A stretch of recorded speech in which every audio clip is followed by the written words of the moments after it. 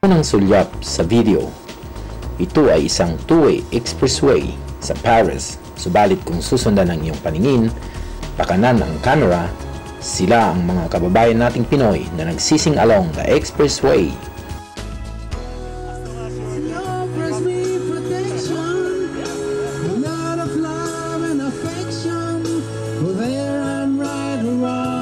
Gamit ang isang power generator na nakakonect sa amplifier at laptop computer sa loob ng van.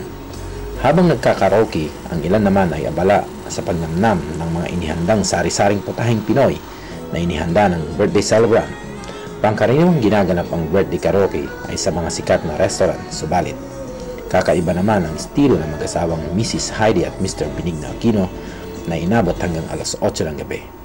Mula dito sa Paris, Richard Villanueva nag-uulat para sa Balitang Paris.